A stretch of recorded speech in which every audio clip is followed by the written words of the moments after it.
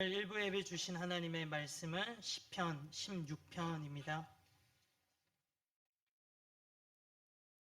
시편 16편 1절에서 11절까지의 말씀 같이 성도님들과 함께 읽겠습니다. 한 절씩 저와 성도님들 교독하면서 읽겠습니다. 하나님이여 나를 지켜주소서. 내가 주께 피하나이다. 내가 여호와께 아뢰되 주는 나의 주님이시오니 주밖에는 나의 복이 없다 하였나이다. 땅에 있는 성도들은 존귀한 자들이니 나의 모든 즐거움이 그들에게 있도다. 다른 신에게 예물을 드리는 자는 괴로움이 더할 것이라. 나는 그들이 드리는 피의 전제를 드리지 아니하며 내 입술로 그 이름도 부르지 아니하리로다. 여호와는 나의 산업과 나의 잔의 소득이시니 나의 분깃을 지키시나이다. 내게 줄로 재어준 구역은 아름다운 곳에 있으며 나의 기업이 실로 아름답도다. 나를 훈계하신 여호와를 송축할지라. 밤마다 내 양심이 나를 교훈하도다. 내가 여호와를 항상 내 앞에 모심이여 그가 나의 오른쪽에 계심으로 내가 흔들리지 아니하리로다. 이러므로 나의 마음이 기쁘고 나의 영도 즐거워하며 내 육체도 안전히 살리니 이는 주께서 내 영혼을 스올에 버리지 아니하시며 주의 거룩한 자를 멸망시키지 않으실 것임이니이다. 함께 하겠습니다. 주께서 생명의 길을 내게 보이시리니 주의 앞에는 충만한 기쁨이 있고 주의 오른쪽에는 영원한 즐거움이 있나이다. 아멘. 오늘 시편 16편의 이 말씀을 가지고 하나님 너무 좋아요, 너무 좋아요 라는 제목으로 하나님의 말씀을 증거하겠습니다. 성도님들 한 주일 하나님의 은혜 가운데 평강하셨습니까? 연일 코로나로 오미크론으로 이런 감염자들이 많이 나오는 이 상황 가운데서도 성도님들이 평강하시고 또 어려움 겪고 있는 자들 계시다면 또 속히 회복되시기를 간절히 기도합니다. 서로를 이렇게 어려운 가운데서도 예배에 나오신 또 예배 드리시는 서로를 격려하면서 인사하면 좋겠습니다. 이렇게 인사하겠습니다. 함께 예배 드릴 수 있어서 너무 좋습니다. 함께 예배 드릴 수 있어서 너무 좋습니다. 우리가 믿고 있는 하나님을 가장 잘 수식하는 말은 무엇일까요? 여기에는 명확한 정답은 없습니다. 어떻게 우리가 수천 가지, 수백 가지의 말로 하나님을 바르게 잘 설명할 수 있겠습니까? 불가능하지만 하나님은 이런 분입니다 라고 굳이 설명을 해본다면 우리 하나님은 좋으신 하나님이라고 저는 말하고 싶습니다. 이 한마디 수식어에 하나님의 모든 성품들이 다 들어가 있는 것 같습니다. 지난주에 CBS에 새롭게 하소서라고 하는 프로그램이 있습니다. 제가 즐겨 듣고 보는 그 프로그램인데요. 어느 크리스천 유튜버가 나오셔서 또 간증을 하셨는데 자신의 유튜버 채널인데 이제 아이를 키우면서 그 가운데 소소한 일상들을 공개하고 부부와의 이야기들도 하고 육아에 대한 이야기들을 하면서 자신이 크리스찬임을 명확하게 밝히고 또 복음을 전하는 그런 유튜버입니다. 그리고 나오는 수익들은 다 이제 컴패션으로 후원을 하고 사회에 기부하고 환원하는 그런 훌륭하신 분이었습니다. 이분의 하는 간증을 듣는데 참 간증을 듣는 내내 제가 굉장히 은혜를 많이 받았습니다. 계속해서 눈물이 흘러나오는 거예요. 제가 그때 주위에 있는 사람들하고 같이 있는 공간에 있었는데 계속해서 눈물이 흘러나오는 겁니다. 너무 좀 창피해서 주위 안 들키게 어떻게 좀 훌쩍훌쩍 하고 있는데도 사람들이 어떻게 알아보고 저를 계속해서 이상한 눈빛으로 이렇게 쳐다봤습니다. 그 정도로 저에게 큰 위로와 감동을 준 그 간증이었는데요. 이분이 큰 어려움을 당했어요. 삶에서 진짜로 큰 어려움을 당했는데 6개월 된 자신의 둘째 아들이 있었는데 그 아들이 갑작스럽게 이 세상을 떠나고 하나님 품으로 가게 됩니다. 그러면서 부부가 감당했던 그 고통의 이야기들을 했고요. 또 이 고통을 하나님의 소명으로 연결시키는 그런 이야기를 했고, 이 소명이 거기에서 끝나지 않고 자신의 아들은 죽었지만 또 수많은 아이들을 살리겠다, 생명으로 이끌겠다, 그러면서 또 컴패션으로 연결되는 그런 이야기들을 쭉 했습니다. 그리고 이 어려울 때 사람의 위로가 정말 위로가 됐던 것이 아니라 하나님의 위로가 나에게 정말로 큰 감동이었고 진심으로 다가와서 이 고통을 이겨나갔다. 이런 간증들을 하셨습니다. 비록 굉장히 젊으신 분이에요. 젊으신 분이신데 너무나도 존경스럽고 믿음의 도전이 많이 되었습니다. 간증의 마지막 부분에 진행자가 이렇게 질문했습니다. 그럼에도 하나님이 좋으세요? 이렇게 질문을 했는데 이분이 대답을 하는 겁니다. 네, 하나님 너무 좋아요. 너무 좋아요. 이렇게 간증을 했던 이 마지막이 이분의 고백이 저의 이번 주 지난 일주일 동안 계속 제 귓가에 맴돌면서 울리면서 이 고백이 떠나지가 않았습니다. 그 고백이 그 간증자의 고백만이 아닌 저의 고백되기를 원하면서 저도 일주일을 보냈습니다. 아침에 눈을 뜰 때, 그리고 또 자전거 타고 밖에 있을 때, 그리고 또 집에 있을 때, 또 교회에 있을 때 저도 계속해서 이 고백을 했습니다. 좋으신 하나님, 좋으신 하나님, 참 좋으신 나의 하나님. 그러면서 오늘 일부 예배 본문의 제목도 이렇게 지은 거예요. 하나님 너무 좋아요. 너무 좋아요. 예, 여러분, 하나님은요, 좋으신 분이라고 여러분들 고백하실 수 있습니까? 고백하실 수 있죠? 예, 맞습니다. 우리 하나님은 너무 좋으신 분이십니다. 이 좋으신 하나님을 오늘 시편 16편의 기자도 이렇게 고백을 하고 있습니다. 우리 하나님은 너무 좋으신 분이시라고요. 이 시간 시편 16편을 통해서 참 좋으신 우리 하나님에 대해서 함께 나누기를 원합니다. 시편 16편은 다윗의 시입니다.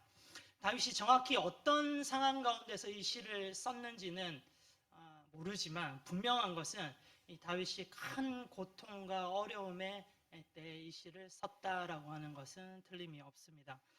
다윗은 힘들고 어려운 이 고난의 때를 지나가고 있지만 하나님으로 인하여서 기뻐하고 즐거워하고 있어요. 요즘 우리 믿으시는 우리 성도님들 가운데서도 많은 이 어려움을 겪고 계시는 분들 계시잖아요. 나에게 정말로 이 어려움이 언제 끝날까? 고난이다, 어렵다, 이렇게 생각하시는 분들 계실 것입니다. 이분들의 고백이 또 오늘 다윗의 고백이 되면 좋겠습니다. 시편 16편을 통해서 고난 가운데서도 하나님이 왜 좋으신 분이신지 크게 세 가지를 함께 살펴보고 싶습니다. 첫 번째입니다. 하나님은 천국을 허락하신 좋으신 분이라는 겁니다.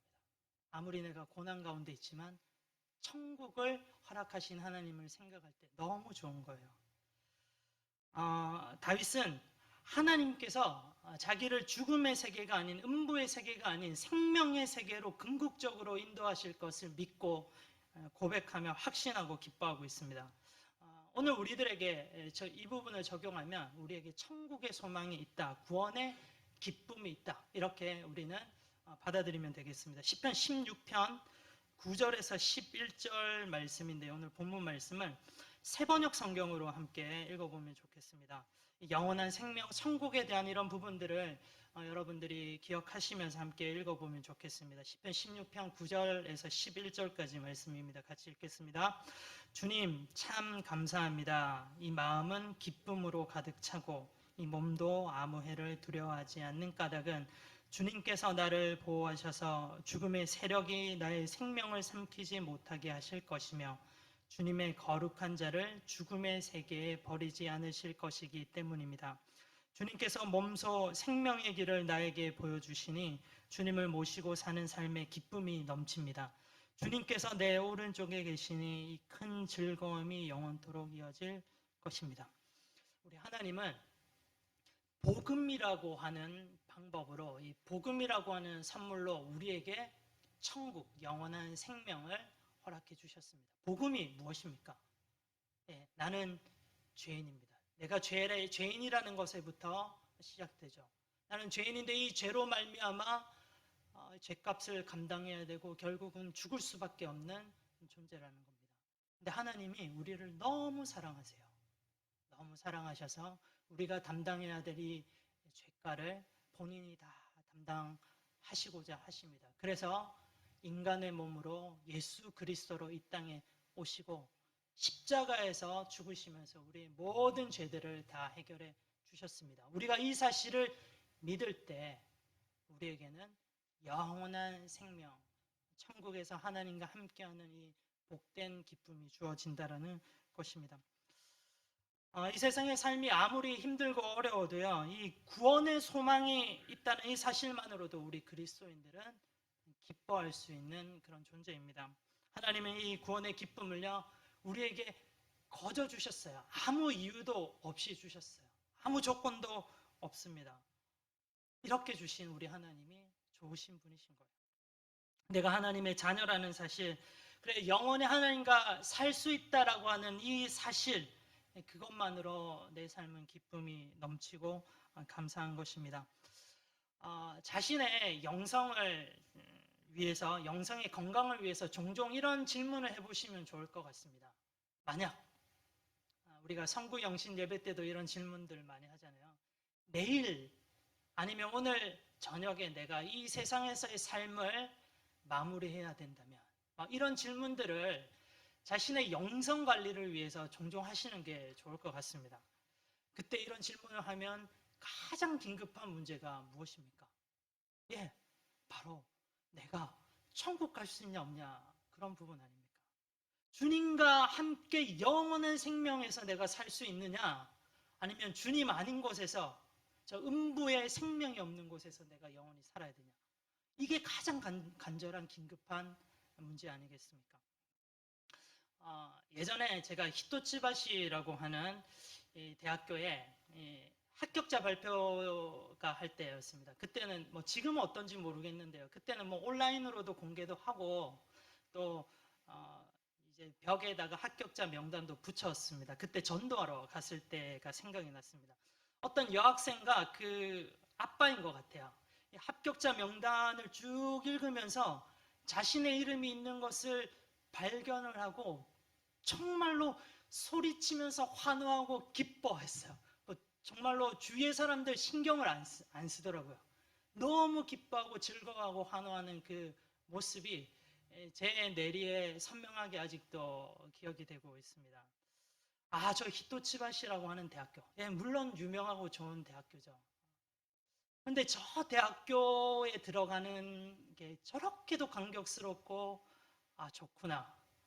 저 대학교 들어간다고 해서 인생이 완전히 보장되는 것은 아닌데, 그런데도 저 유명한 이 메이커 때문에 저렇게도 좋아하는 거구나, 이렇게 생각을 하면서 바로 하나님 나라의 합격자 명단에 내 이름이 들어가 있다면 나는 얼마나 기뻐할까, 이런 부분들을 자연스럽게 묵상을 하는 겁니다.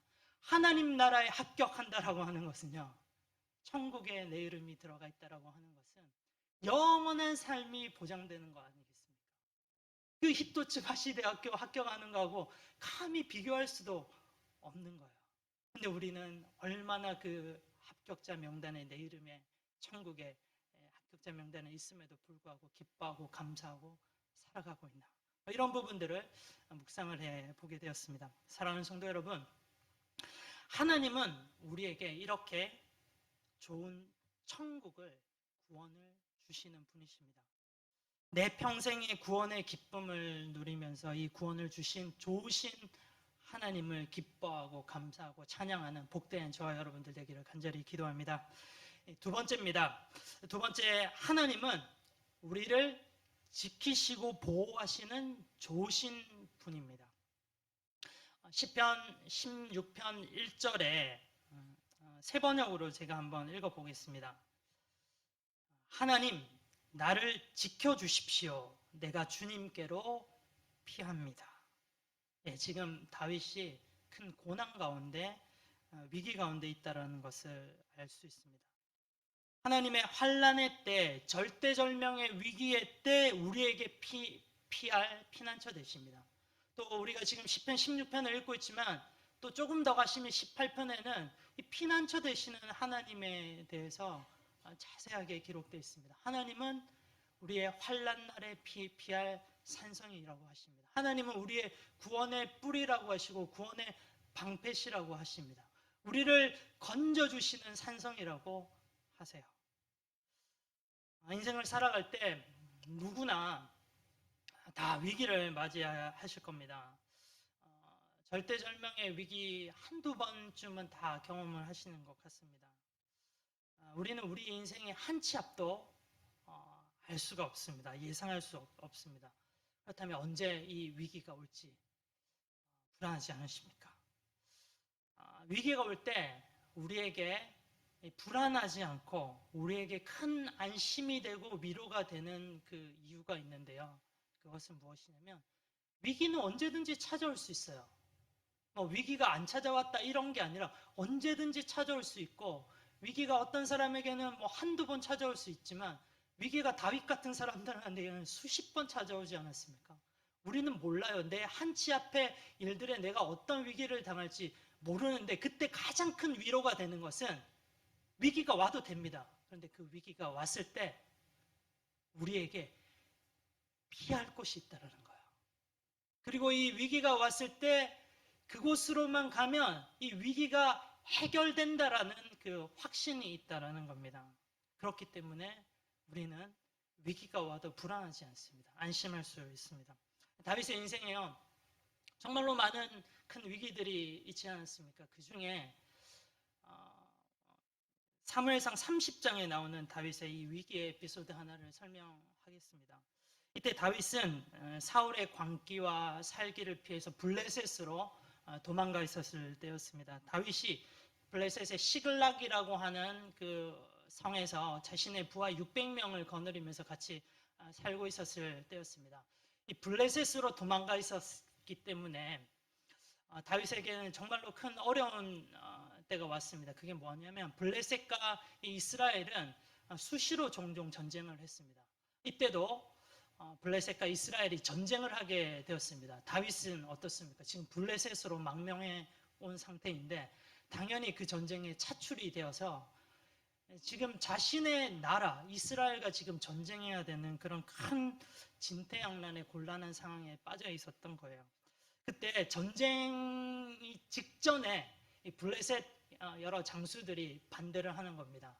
반대를 해서 이 다윗이 전쟁을 하다가 변심하게 되면 우리에게 큰 어려움이 될 거다. 이 다윗은 전쟁에 내보내면 안 된다. 이런 분위기들이 조장이 되어서 다행이죠.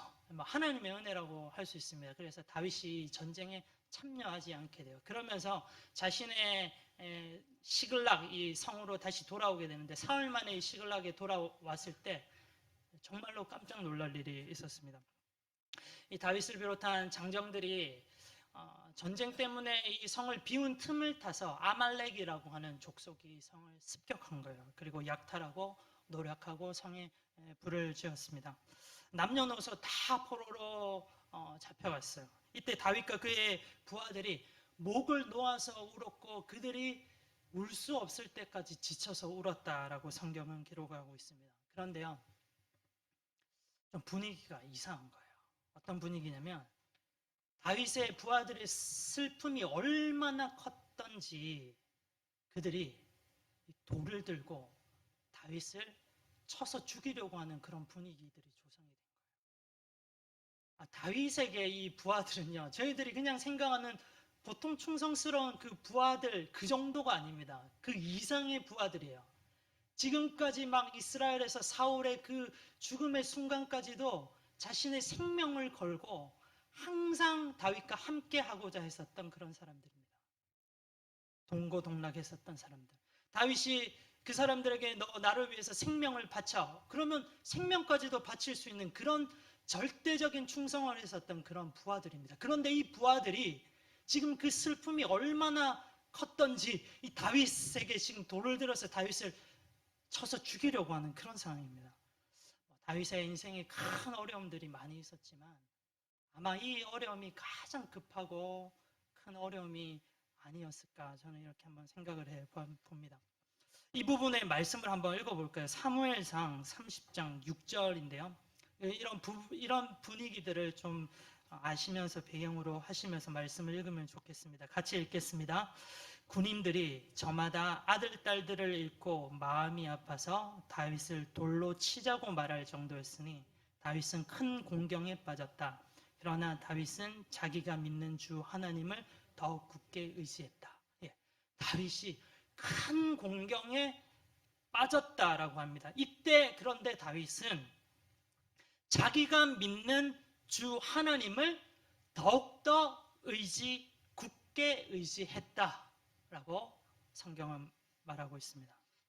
다윗은 피난처 되시는 하나님께 나아갔고 결국 이 하나님께서 다윗을 보호하시고 또 지켜주셔서 다윗이 다시금 힘을 얻고 이 어려움을 극복할 수가 있게 됩니다. 그러면서 다윗이 하나님의 지혜 가운데서 이 부하들의 마음을 추스리고요. 함께 아말렉을 추격합니다. 하나님의 도우심으로 극적으로 이 아말렉들의 모든 부족들을 무찌르고 포로로 잡혀갔던 사람들 한 명도 생명을 잃지 않고 다 다시 되돌릴 수 있었습니다. 그리고 그 외의 전리품도 다 아말렉들의 전리품도 노력하면서 왔죠. 세상 믿지 않는 사람들에게는 이 부분이 기적적이다라고 밖에 설명을 할 수 없는 겁니다. 그렇지만 피난처 하나님에게로 갔더니 하나님께서 나를 도와주시고 나를 지켜주시고 이 어려움들을 다 극복하게 해주셨다. 우리 하나님의 은혜의 관점으로 우리는 이렇게 볼 수 있습니다. 사랑하는 여러분, 우리 하나님은요 좋으신 분이세요. 우리 하나님은 피난처 되시는 분이십니다. 이 절대절명의 고통, 위기 가운데 계시는 분들 있으시죠? 그렇다면요, 하나님께로 나아가시기 바랍니다. 더욱더 굳게 하나님을 의지하시기 바랍니다. 내가 하나님을 의지하면서 왔습니다. 그렇다면요, 더욱더 굳게 한번 하나님을 의지해 보십시오. 어떤 폭풍과 시련이 우리에게 몰려와도요, 하나님의 품 안으로 가면 하나님께서 우리를 지키시고 보듬으시고 우리를 도와주시고 우리에게 가장 좋은 길로 이끌어 주시기를 믿습니다. 세 번째 포인트입니다. 하나님은 우리의 미래를 보장해 주시는 좋으신 분이세요. 시편 오늘 본문 16편 5절을 세 번역으로 우리가 함께 읽어보면 좋겠습니다. 같이 읽겠습니다. 시작. 주님이야말로 내가 받을 유산의 몫입니다. 주님께서는 나에게 필요한 모든 복을 내려주십니다. 나의 미래는 주님이 책임지십니다. 예, 우리 하나님이 어떤 분이시라고요? 우리 하나님은 우리의 미래를 책임지시는 분이시라고 하세요. 그러면서 그의 이 미래를 책임지시기 위해서 우리에게 필요한 모든 복을 내려주시는 분이시라고 하십니다. 시편 16편이 고난 가운데 쓰여진 시라고 말씀드렸잖아요. 이 고난 가운데 쓰여진 시이기 때문에 고난을 베이스로 해서 우리의 과거와 현재와 미래를 잠깐 한번 생각을 해보면 좋겠습니다. 지금 현재 고난 가운데 계시는 분 계십니까? 한 치 앞도 내 미래가 보이지 않습니다. 겨우겨우 하루하루 견디면서 지내시는 분들 계시죠? 당장의 미래가 조금의 희망이라도 보이면 좋겠는데 그것조차 보이지 않습니다. 희망의 빛이 없어요. 그래서 막막하고 힘들어하시는 분들 계실 수도 있을 것 같습니다. 그렇지만 이 사실을 명심하시면 좋겠습니다. 우리 좋으신 하나님께서요, 우리에게 가장 좋은 미래를 보장하시고 우리를 이끌어 가시고 그에 필요한 모든 것들을 다 충족시켜 주실 것이라는 사실입니다. 로마서 8장 28절, 제가 개인적으로 성경에서 가장 좋아하는 구절 중에 하나인데요. 이런 말씀이 있습니다. 하나님을 사랑하는 사람들, 곧 하나님의 뜻대로 부르심을 입은 사람들에게는 모든 일이 서로 합력해서 선을 이룬다 라는 사실을 우리는 압니다. 예. 우리에게는 이러한 믿음이 있으면 좋겠습니다. 지금 내 현실이 아무리 힘들고 어렵지만 하나님을 사랑하며 나아가는 우리들에게는 이 현실의 어려움도 하나님은 사용하시고 빚으셔서 나에게 가장 좋은 것으로 인도해 주신다라는 그 사실입니다. 그러면서 우리 또 과거를 한번 떠올려 봅시다. 옛날에 힘들고 어려웠던 그 고난의 때의 과거를 말입니다. 그때 우리 좋으신 하나님께서 우리 상황에 맞는 때에 따라 가장 필요한 것들을 다 채우시면서 입히시지 않으셨습니까? 그러면서 먹이시면서 우리를 채우시면서 여기까지 우리를 이끌어 오셨잖아요.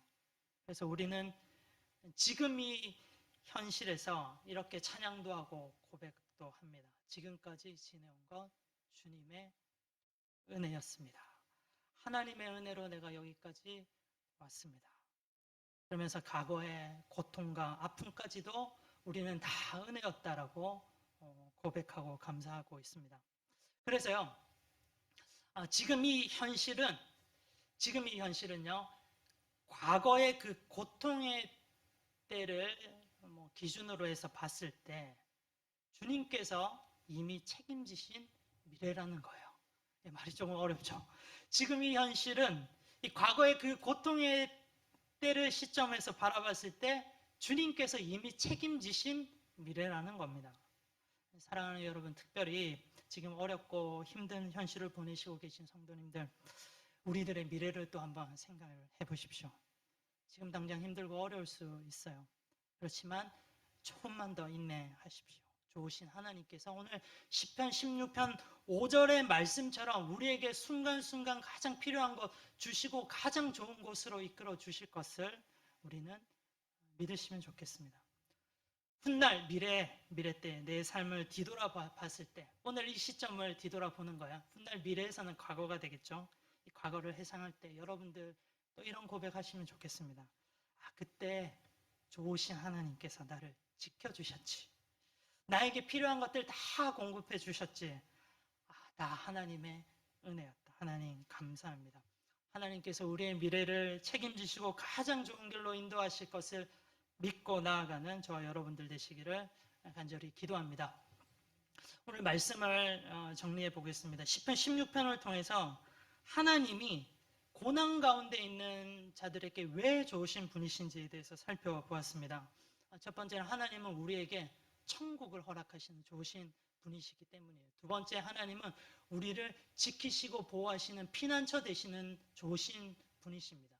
그리고 세 번째, 하나님은 우리의 미래를 보장해 주시는 좋으신 분이십니다. 그래서 다윗은 이 좋은 하나님을 이렇게 표현합니다. 시편 16편 2절인데요.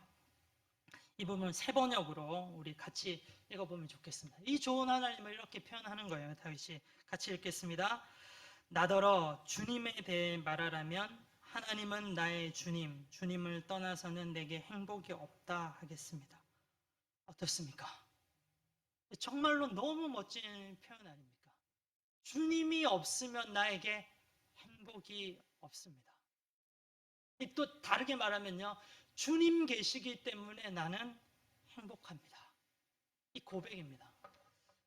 어떻습니까? 여러분들 성도님들 요즘에 행복하신가요? 행복하시다고요? 그렇다면 무엇 때문에 행복하다고 느끼십니까? 반대로 전 요즘에 행복한 것 같지 않습니다. 그렇다면 무엇 때문에 그렇게 느끼십니까? 그리스도인들 중에 가장 불행한 부류의 사람이 있습니다. 어떤 사람이냐면요, 하나님의 자녀이면서도 그로 인해 오는 행복을 누리지 못하는 사람들이 참 불행한 사람인 것 같아요. 하나님께서 주신 행복이 바로 지금 내 눈앞에 있는데 그것이 행복인지 모르는 그런 그리스도인이 되면 안 되겠습니다.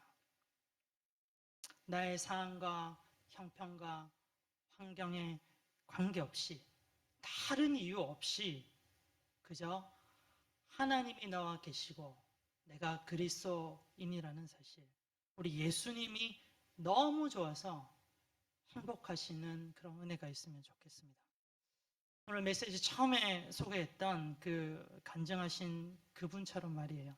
현실은 고통으로 힘들지만 그 고통 가운데 위로하시는 하나님 때문에 행복하고 그 고통을 가지고 기도할 수 있음에 행복하고 그 고통을 가지고 하나님과 더 긴밀하게 관계할 수 있음에 행복하는 것. 그 간증자도 그랬고 오늘 이 시편의 기자인 다윗도 그러한 삶을 살았습니다.